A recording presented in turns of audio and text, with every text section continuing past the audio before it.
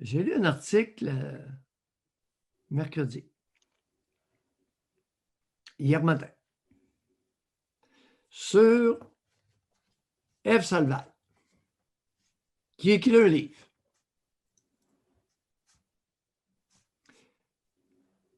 Et le gros titre,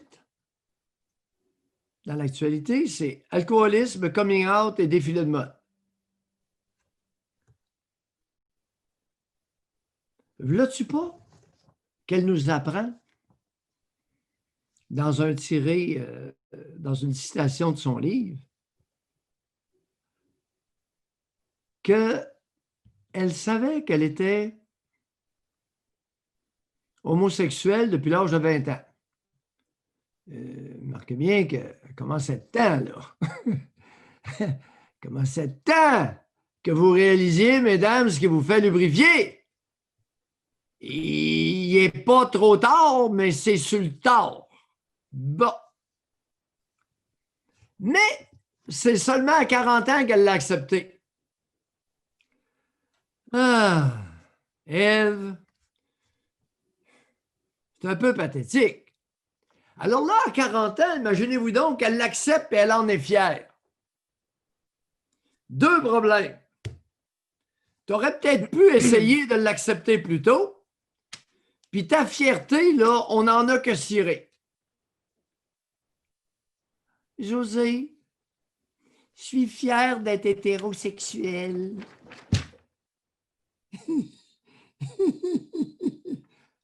Insignifiant comme commentaire. Tu t'en maudis de mon orientation sexuelle. Ce qui compte, c'est que ça fonctionne, notre affaire.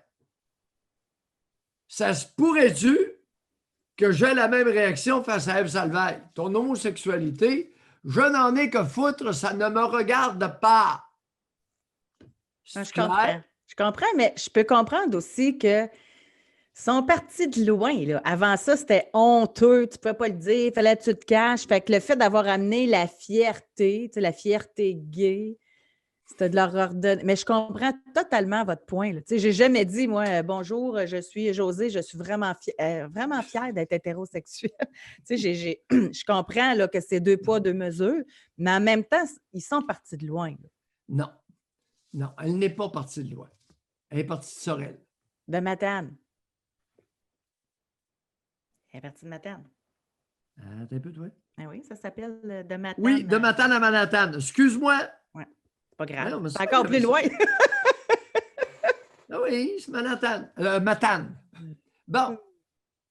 C'est que, malheureusement, dans le cas d'Ève Salvaille, elle n'est pas tellement vieille, puis ça fait pas tellement de temps que ça s'est passé. Alors, Ouais. l'orientation sexuelle, là... Puis elle était dans un milieu où c'était très, très, très accepté, là. Tu sais, elle travaillait avec Jean-Paul Gaultier. C'est pas comme ça, elle habitait justement à Matane, dans le petit quartier, là. Alors là, tu es en train d'insinuer avec moi que ce serait un vulgaire prétexte, son orientation sexuelle. Camouflant un problème d'un tout autre ordre qui n'est pas de mes affaires. Si elle veut avoir mon avis, elle nous appellera ou elle viendra me voir. Mais ce que je sais de cette femme-là, c'est qu'elle a passé sa vie jusqu'à maintenant à s'en le dire. Le crâne rasé puis le tatou sur le crâne. C'est assez évident que si tu essayes ça, ma Josée, t'as beau être hétéro, homo aux oiseaux, tu pogneras pas fort. Mais Doc, c'est ce qui a contribué, je pense, à son succès. C'est ce qui a fait qu'elle était unique puis qu'il l'a amenée là où elle s'est rendue. Non. Oh, ben, ça a été dit et redit. C'était la première mannequin à avoir le crâne rasé. C'était sa marque de commerce. Bon. Non. Ça, là-dessus, il m'a obstiné, là. Oui, allons-y pour les prétextes. Alors, il en demeure pas moins qu'elle a passé sa vie jusqu'à maintenant à s'en le dire, à être non désirable. Et on verse, sans faire une grande analyse de la situation, dans l'automutilation. Alors, c'est plus un comportement automutilatoire qu'autre chose. Et tu me vois pas venir un peu? On n'est pas rendu un peu loin de l'orientation sexuelle lorsqu'on parle d'automutilation? Ouais, J'ai vu beaucoup de monde s'automutiler, moi, puis ça n'avait rien à voir avec l'orientation sexuelle. Ah bon? Parlant d'orientation sexuelle.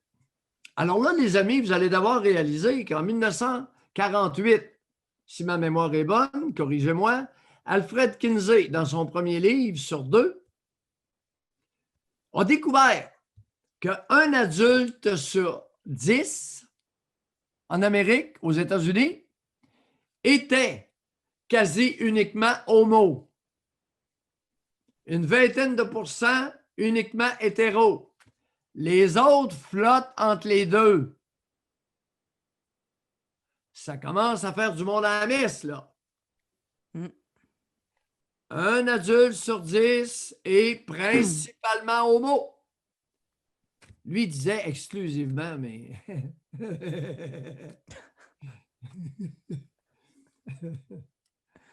Alors, il y a du bi dans la forêt. Et ça les regarde.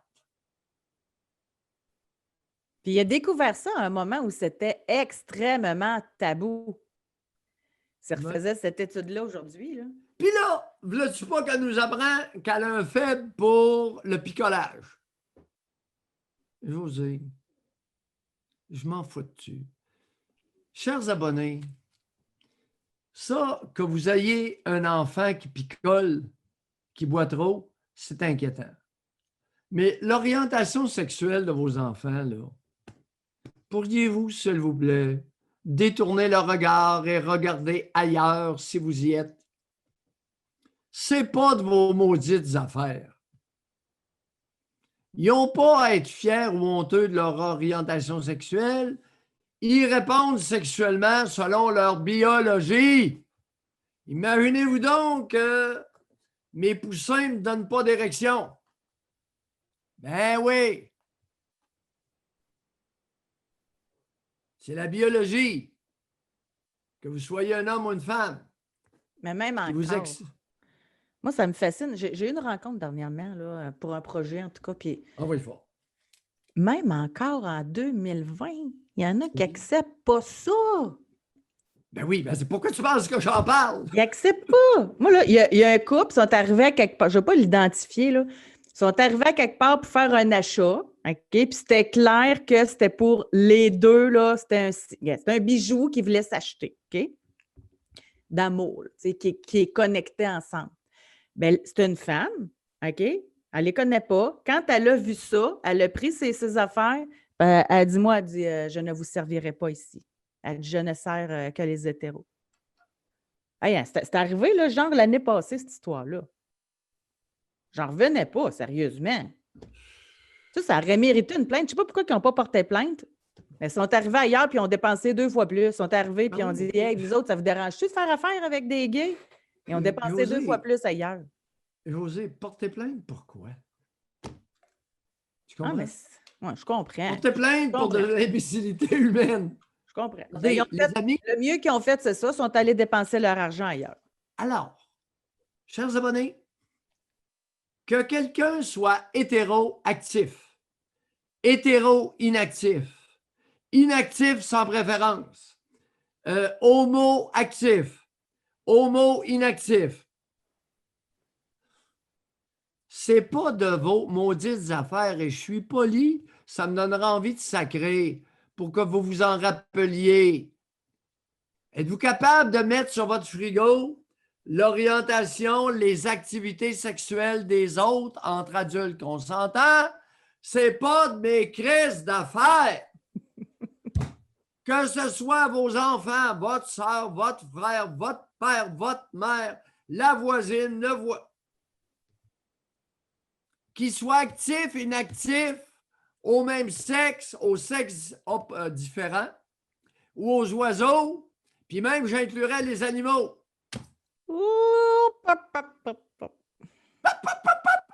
Plus de misère avec ça, moi.